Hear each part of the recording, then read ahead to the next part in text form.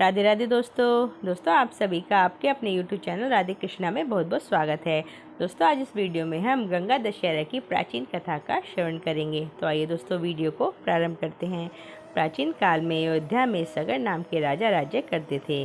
उनके कोशनी और सुमति नाम की दो रानियाँ थीं। कोशनी से अंशुमान नाम का पुत्र हुआ तथा सुमति के 60,000 पुत्र थे।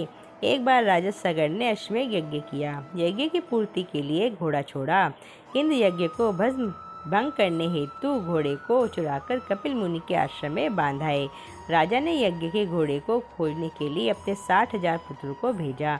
घोड़े को खोजते खोजते वे कपिल मुनि के आश्रम में पहुँचे तो उन्होंने यज्ञ के घोड़े को वहाँ बंधा पाया। उस समय कपिल मुनि तपस्या कर रहे थे। राजा के पुत्रों ने कपिल मुनि को चोर चोर कहकर पुकारना शुरू कर दिया। कपिल मुनि की समाधि टूट गई तथा राजा के सारे पुत्र कपिल मुनि की क्रोधाग्नि में जलकर भस्म हो गए। अंशुमान पिता की आज्ञा पाकर अपने भाइयों को खोजते हुए जब मुनि के आश्रम में पहुंचा तो महात्मा गरुड़ ने उसके भाइयों के भस्म होने का सारा वृतांत कह सुनाया। गरुड़ जी ने अंशुमान को यह भी बतलाया कि यदि उनकी मुक्ति चाहते हो तो गंगा जी को स्वर्ग से पृथ्वी पर लाना होगा। इस समय अश्व को ले जाकर अपने पिता का यज्ञ पूर्ण कराओ। उसके बाद गंगा जी को पृथ्वी पर लाने का कार्य करना। अंशुमान ने घोड़े सहित यज्ञमंडल में पहुंचकर राजा सगर के सब वृतांत कह सुनाया।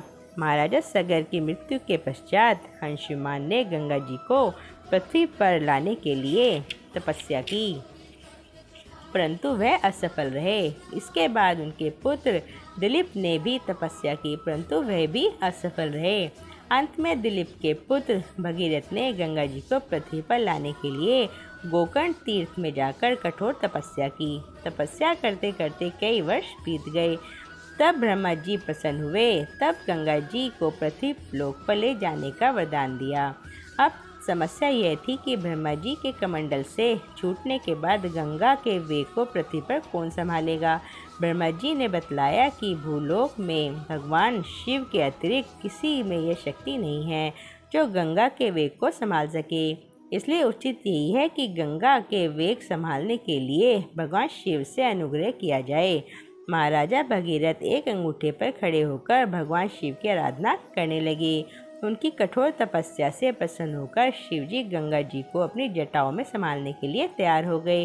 गंगा जी जब देवलोक से पृथ्वी की ओर बढ़ी तो शिवजी ने गंगा जी को अपने जटाओं में समेट लिया। कई वर्षों तक गंगा जी को जटाओं से बाहर निकलने का पथ न मिल सका। भगीरथ ने पुनः अनुग्रह करने पर शिवजी गंगा जी को अपनी जटाओं से मुक्त करने के लिए तैयार हुए। इस प्रकार शिवजी के जटाओं से छूटकर गंगा जी हिमालय की घाटी में कल निदान करके मैदान की ओर बढ़ी।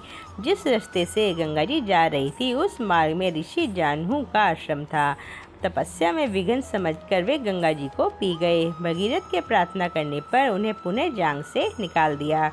तभी से गंगा जाह्नू पुत्री या जाह्नवी कहलाई। इस प्रकार अनेक स्थलों को पार करती हुई जाह्नवी ने कपिल मुनि के आश्रम में पहुंचकर सगर के 60,000 पुत्रों को भस्म अवशेषों को तारकर मुक्त किया। उस समय ब्रह्मा जी ने प्रकट होकर भगीरथ के कठिन तपस्या तथा सगर के 60,000 पुत्रों के अमर होने का वरदान दिया तथा घोषणा की कि तुम्हारे नाम पर गंगा जी का नाम भगीरथ होगा। अब तुम जाकर अयोध्या का राज्य संभालो। ऐसा कहकर ब्रह्मा जी अंतर्ध्यान हो गए। दोस्तों अगर आपको मेरी ये कथा पसंद आई हो तो प्लीज़ चैनल को like share and subscribe. Radhe Radhe दोस्तों।